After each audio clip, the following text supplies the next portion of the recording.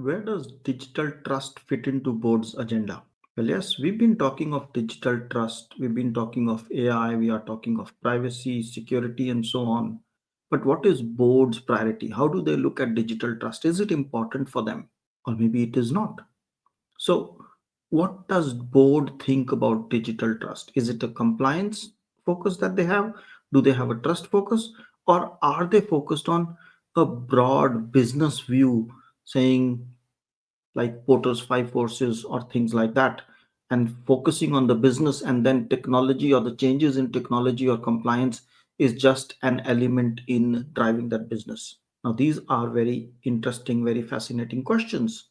So, how about talking with someone who has been consistently talking to boards in last few years and is a known public speaker? Well, I'm talking about Bruno Soares, who's a dear friend of mine, and we will have a fascinating conversation with him.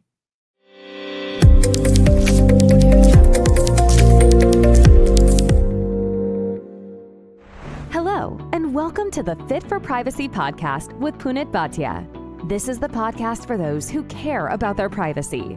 Here, your host, Punit, has conversations with industry leaders about their perspectives, ideas, and opinions relating to privacy, data protection, and related matters. Be aware that the views and opinions expressed in this podcast are not legal advice. Let us get started. Hello, and welcome to the Fit for Privacy podcast. And today we have a very unique guest, and that's Bruno Soares.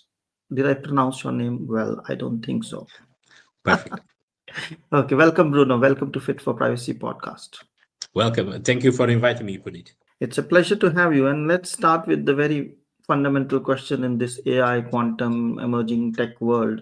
What is this concept of digital trust? Wasn't trust enough? So the trust is very funny because recently I was exactly in one conversation. For example, I was discussing zero trust. And there's different approaches. There are the more technical ones, the more strategic ones, the ones that are singly only related with the word itself. But if we pick up the zero trust one, I hate that word. And why I do hate the word itself, because zero trust is completely the opposite of the mindset that we are trying to deliver to the market. Is we need to trust ourselves. So I understand that is if we know technically what we are saying is that basically we have to start all over again in any interaction, because trust is so important, and that is one part that we cannot just assume trust. Okay, but at the end of the day, the trust is mostly the fact that nowadays organizations are not in the offer mood, that I will cook things internally and I will throw it to the market, throw it to the clients, throw it outside. And I actually need to interact in the ecosystem. So I need to be trustful, and I need to trust my partner. So it's pretty much associated with ecosystem. And that's why in that conversation, I was remembering the famous words of Ronald Reagan and Gorbachev, when the guy said, actually is a proverb, a Russian proverb that Reagan quoted, that was trust but verify. So Yeah. I would say that I like that sense of we need to trust ourselves, otherwise we cannot move forward. But that doesn't mean that we are just trust and we just innocent relation with each others, because we know that along the journey we need to verify something. So I think is a very strong term, because it positions the organizations not internally, where the board controls everything and govern everything. It gives us this sense that nowadays organizations need to be organized and need to be actually governed, thinking in the outside. So trust and ecosystem, I think they can go together in a very good way. And just to build up on that, when we're talking about this concept of AI, the deep fakes and all that is becoming a reality, and then people are talking also of quantum computing, which would change the game completely. Some people say there would be no secrets. So, can we expect trust or digital trust or zero trust, whatever Mhm. acronym or term we use, in an emerging world of new technology in, say, 10, 20 years? Is that still going to be feasible? So I think we have to assume that technologies can be used wherever we use them. It's not, Yeah. it was never, and it's never about the technology itself. So if we think about those technologies and we think about the data center, closed data center, not connected data center, so maybe I can use it for some purpose, but it's definitely not that we are talking. We are discussing these technologies that are always putting the organizations interacting with other organizations, and that's why this is so important. The fact that we started to have this sense of collaboration between the organizations position mostly organizations in this upper level of governance. Is not only about corporate governance, it's about ecosystem governance, because sometimes the processes start before my organization, cross my organization, we'll move to another organization, and then we'll see the client. So the center of the discussion is no longer my world. It started to be the ecosystem, how we collaborate, how we can centralize in the clients, for example. And if that's the reality, first of all, that's the sense of digital transformation. That's the sense of an economy that is no longer an offer economy, is mostly let's say, the economy of the individuals, or the economy of the ones that are asking for the so-called experience, the personalization. And if that's the case, trust is exactly in the middle of everything. Okay, that's the good side of the story. That's the side of the opportunities, because at the same time, if we want this level of openness, if we want actually to have a demand economy, we have to take care of that economy. We need to understand that the company, it's no longer just, okay, that company was attacked. Most of the time, the attack to a company is no longer only a problem to that company, will be a problem to the company, to all the companies that are somehow related with it. And at the end, is even to the systems, to the market. If a bank is attacked, is not the problem of that bank, is the financial system, is the digital economy. So this is why trust is so important. We need to take the advantage of all the opportunities, but we need to know that the same opportunities have the side of the threats. So as long as we keep at least balancing opportunity and threats, if we take these actions or moving forward with this sense of risk involved, I think we are doing a great job. We need to understand that we will never be perfect, and the organizations can be perfect when they are closed and disconnected. In that case, they will not be attacked. From the moment they want to interact, they want to sell more, they want to connect with other companies, the opportunities are there, the threats are there. So I always say to my students and to the ones that I talk with, companies can keep the discussion. Should I use this? Should I use that? Is this good? Is this bad? The technology is evil or not? But at least the ones that are attacking companies, they don't question that. They are using all the technologies they can to attack us, to attack the systems, to attack the persons, to attack the companies. So at least the sense of being out there is the sense that we are out there because we want to take advantage of these ecosystems, but that ecosystem is being attacked. So at least knowing that we have to balance our defenses with the power of the attackers, that's at least a good principle or a good value that everyone in the top management of organizations have to have. And you said have to have. So when you're talking to the board members and boards, then because when I'm talking to people in the GDPR space, they are saying it's still a compliance agenda. People don't look at Mhm. GDPR as a value add, GDPR as a trust element. They look at GDPR as a compliance element, something to Mhm. be dealt with. Same thing now when we're talking about EU AI Act, people are not saying it'll help me build responsible AI. So, and then we are starting to talk about this concept of digital trust. Now, is the Mhm. board convinced about the value or the notion of digital trust, or are they still in the compliance mindset? So I would say that I work in these areas for more than 20 years, and the expression compliance for compliance was always there. So Hmm. if we compliance as this trigger, this thing that someone wants and I just comply with, that is just human nature. If I don't understand the value of the things and I just comply, I will comply with every checklist someone gives me. Okay, for example, what I typically give to the boards that I advise or the students that I teach these subjects about governance is never say that you do something because of compliance. Even for the internal teams, okay? Mm-hmm. For example, if you say that you are just taking care of data protection, if you only care about privacy because GDPR, that is so bad from a cultural perspective. That's so bad from the responsibility of the board that the less of the problems would be the fine at the end.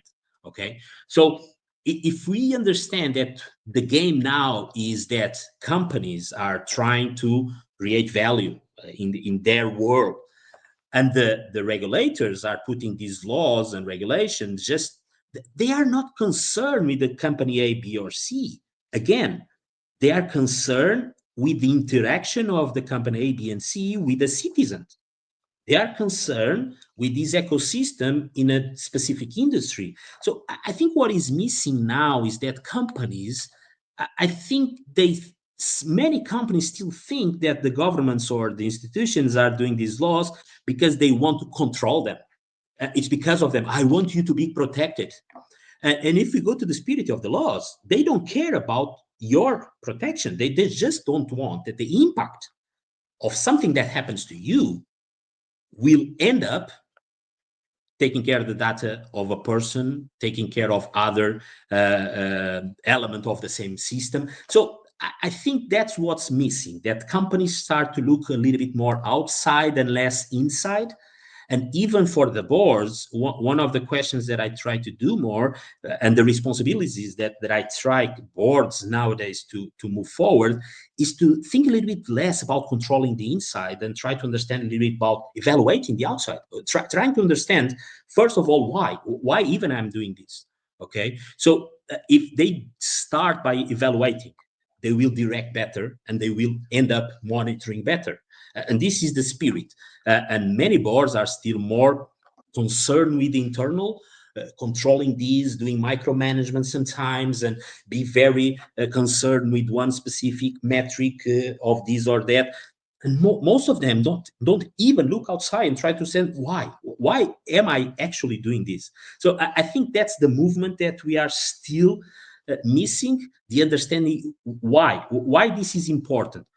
Of course, if boards don't know the answer to these questions, and we keep seeing more and more and more regulations, there's a problem, because there's an imbalance, and companies say, oh, there's a regulation fatigue and there's no value in regulation. So something is bigger. I think it's bigger than the regulation itself. Okay. No, I agree with you. I think there's already over regulation, Yeah. or we are to the on the verge of saying it's over regulation. But regulation is necessary to make sure the citizen is safe and the Mhm. ecosystem serves the citizen rather than other way around. The citizen continues to serve and provide data for Mhm. the ecosystem. So, Bruno, you talk to a lot of board members and executives and different boards per se, and digital trust is a priority for us. Digital trust is a priority for everyone, and you covered it very well, saying digital trust is a concept wherein the governments are putting in regulation to ensure that the citizen is safe and the ecosystem in itself is doing the right thing in protecting the citizen. But how do we sell this concept or convince the boards into this concept of digital trust? Any ideas? Because you also mentioned Yeah. about the culture dimension. So I like that. Mhm. But can you elaborate and build on that? So I always pay a lot of attention to the incentives. Okay, so because we always have this romantic view of some boards do it because they like and others don't like. Everyone acts according to the incentives. Okay, so for example, in Europe, most of the incentives now to the boards speak about these subjects are mostly regulatory.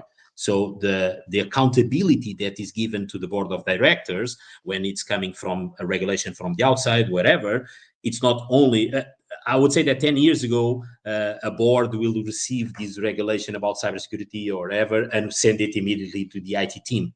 And now they understand, no, that's not for your IT team, that's for you. So this gives you the incentive of doing something, because from the outside, I need to report. So something that I need to report will put myself in a position that at least I need to understand a little bit. So this is the type of relationship that I think I have mostly in Europe, because most of the boards, they are just prioritizing. And if they have other priorities, it's not, oh, you are not paying attention to privacy or security or whatever. No, they are not paying attention to that because they are paying attention to other stuff, okay? They are always working. They don't have free time, let's say it. And now I think they are being pressured because the law said so. Which means that I definitely think that's not the best incentive, because that's, again, a compliance incentive, and it's not directly related with the value creation. I'm not working now with the United States, but I teach in university with some American cases, and sometimes say, oh, they don't have regulation, we have regulation. Actually, if we say we have regulation, because the incentive is not to pay the fines, okay? That's the final topic of regulation in Europe. In the United States, because the companies are publicly traded, the incentive is, if you are attacked, your company will lose the market value, and you are attacked in the morning and you have to sell the company at the afternoon. So the incentive is not because someone is asking. You are actually understanding that there's a direct connection, a short-term connection between the value of your company and the topics of security or cybersecurity or cyber risk or whatever. So they also have pressures, they also have incentives. And I would even say that they have even short-term incentives that sometimes are more important than, okay, if I don't do this in 1 year or 2 years, I will pay a fine after I pay for some lawyers to question if that's actually the stuff. So in the United States, they have this market pressure. If something is, if I lost a database with client data, in the next day I will be sued by an organization that will immediately ask me for millions and millions. In Europe, and I see, unfortunately, in some countries, and Portugal is also a little bit like that, there's no sense of the citizen, they themselves, they understand they have these rights. And because it's like, okay, someone will take care about my rights. There's a huge gap between what the laws say and what the people feel. And when you have that separation, if you go outside in the streets and ask, do you care about your data? Do you know that the database with your data in the government, whatever, was leaked yesterday? No one knows. No one cares. So this is the difference, is when you actually are doing something because you care.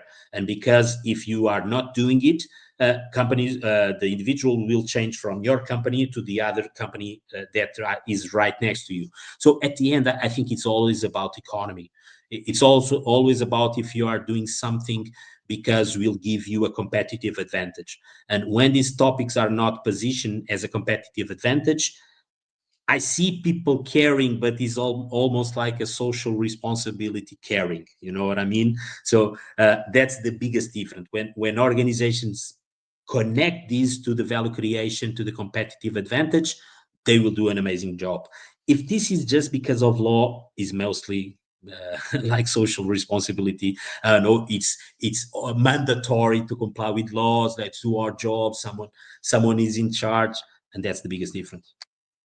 So you talked about the incentive part, you talked about the prioritization part, and also linking it to the mandatory part. But then what drives a board or a board member? Incentives drive them, then there are priorities, and then there are these aspects. But what do they value most when it comes to neutrally? So because digital trust, compliance, GDPR, security, AI, these are things which are happening, and we go saying we need to do this, we need to do that, but they usually have a Mhm. broader agenda, like you earlier mentioned, the why is this company existing fundamentally, what is the mission we are on, what is the vision we have. So in that context, does it help, and I'm just maybe answering a bit, does it help if you link these concepts, whether it's trust, whether it's security, whether it's privacy, to that broader agenda they have in mind? And is it easier to find that agenda? Is there commonality in that agenda Mhm. across boards? I think it's always connected with the agenda, and the agenda have this huge pressure, because, for example, if your agenda is to grow, you have to look to the digital business. If your agenda is just to keep the business, you probably will go in a more defensive way. You will be more conservative. So I think it's always associated with the type of mandate that the board gives to the exec top management team. And what we see a lot in times where the economy is not growing, it's not valuing the innovation, it's not giving this sense of, okay, there are so many players for the same product and service, you are in a competitive market. When that doesn't happen, typically is that will give the pressure. And if you are a more monopoly, if you have lots of power in a specific product, you just don't want to fail. But again, you will not lose the clients. The next day they will come to you again. They will not change for another company. So I think, again, the topic here is always about business, economy, competitive advantage. That's why if you are looking to a more global perspective where companies are trying to thrive in many countries, many regions, that's actually a challenge, because they are not controlling so much the other elements of the context. If they are more located in a specific region, a specific country, they are already controlling somehow. When I teach these topics, I remember everyone, and specifically the board, that the pestle, for example, the tool pestle didn't change. Okay, the boards are still looking to political, economical, social, technological, environmental, and legal topics. Okay, so every time we are discussing digital, we are just talking about one, that is technological. So that is the one that is global. There's no Portuguese technology or Netherlands or Spanish or Chinese or American. The technology is global. So that element is global. It's the same technology everywhere. There's no, as you were saying before, there's no quantum computing, Portuguese quantum computing. This doesn't make sense. The same technology is global. So what changed are the other ones. How is my political environment? How is my social environment? How is my economic environment? How is my legal environment? So many times we have the same technology that is promoted in one country and is forbidden in other. So again, when companies are more focused on, can I control the economy? Can I control the politics? Can I control the legal? That works better. If they cannot control that, and they will use more the pillar of technology. That's why we see these in markets where the technology moves forward. The technology moves forward, and then the companies start using it. The people start to use it. The economy start developing. Social is changing, and the politicals go after this sense. In Europe, I remember last year I was in Italy when 1 week after ChatGPT, I remember, was launched, and the technology was there, and there was this political forbidden. They forbid it. I was there and I could not use it because it was forbidden by the state. Even in Portugal, we started to have this Web Summit, that is this big conference that happens every year in Portugal. And the first years, everyone from everywhere was coming to Portugal to promote innovation, startups, this ecosystem of excitement around technology. And they landed in Lisbon airport, and they entered in a Uber that was not actually it was not forbidden, but it was also not allowed. You know what I mean? So I think at the end of the day, companies are concerned, of course, with technology, but what makes really sense is how to understand, again, all the elements, and how all the elements can be understood in a single vision, not in separated vision. So the boards that control more of these elements, maybe they are not paying so much attention to the technologies and to stuff. If they actually excited and say, okay, I can do everything, that's why the spirit of the startups is so nice. They are not kind of constrained. The political or the laws in this country will not validate your product. I go to another country, let's move forward. That's the spirit. And I think this is the excitement that Europe needs a little bit. It's the excitement of let's not let, what can you do in these boundaries, but let people be more creative. And in Europe, you have laws before you have technology. That is a little bit crazy, isn't it? So letting people to be more creative and not so planned economy, I think would help everyone. No, I agree with you. And I think if I look at the conversation, you started with saying It's a system and an ecosystem aspect. So digital trust doesn't need to be looked at in isolation, but as an ecosystem issue. There needs to be balance, and there needs to be positioning, and responsibility is the key when it comes to the boards. And they want oversight, they want culture, and they want risk. Those are the Yep. three dimensions they look at, and then you expand it into the other dimension. They're driven by incentives and priorities. So when we go Yep. with trust, when we go with privacy, when we go with security, we need to factor that in. But then you expand it into what drives them. So what drives them, or what makes them run a company, is not the fantasy about AI or quantum or all these things. It is the Hmm. fundamental forces, supporters five forces, or the pestle, as you mentioned, Yep. the political, Yep. social, economic, and legal landscape, or technological landscape. Of course, the T, the technology dominates these days, but the T is Hmm. dominating the business. But that doesn't mean the political, social, and the Yep. legal don't exist, or economic doesn't exist. They do Yep. exist. Yep. It's all that combined in a balanced format. That's what drives a board, and that when combined, they are also caring for digital trust, but factoring Yep. everything all in, right? Totally agree. Good. So with that summary, I would say, if someone wants to contact you, the two questions from my side: what do they need, what is it that you can serve them with, and second, how can they reach out to you? So of course, LinkedIn is always the network, the reference of the network, and I would say add me on LinkedIn. I would love to have to keep these conversations going, and I'm always speaking around the world because I really enjoy to share at least my view. I'm not saying that is the right or the wrong, but at least I think that. It's also a little bit like you are doing here, Punit. This sense of commitment with sharing. I think one of Yeah. the trust parts is also the sense of sharing and see how it moved from the business is the secret of the information. And I have this information that you don't have. And that's also the symbolic of what I said. It is the offer economy where everyone with some secret will move forward. And now it's not about secrets, it's about sharing, being collaborative, and at least from my side, I will keep sharing, and I would love to share with your audience in the near future. Absolutely. It's all about sharing and collaboration, and we all learn from each other. That's how Yeah. we grow and we expand our awareness. So, thank you so much, Bruno, for your time and your wisdom and your information that you shared. Okay, Punit. See you next time. Bye bye. See you. Thanks for listening. If you liked the show, feel free to share it with a friend and write a review.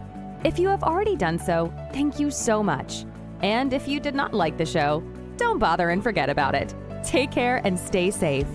Fit for Privacy helps you to create a culture of privacy and manage risks by creating, defining, and implementing a privacy strategy that includes delivering scenario-based training for your staff. We also help those who are looking to get certified in CIPPE, CIPM, and CIPT through on-demand courses that help you prepare and practice for certification exam. Want to know more? Visit www.fit4privacy.com. That's www.fit4privacy.com. If you have questions or suggestions, drop an email at hello@fit4privacy.com. Until next time, goodbye.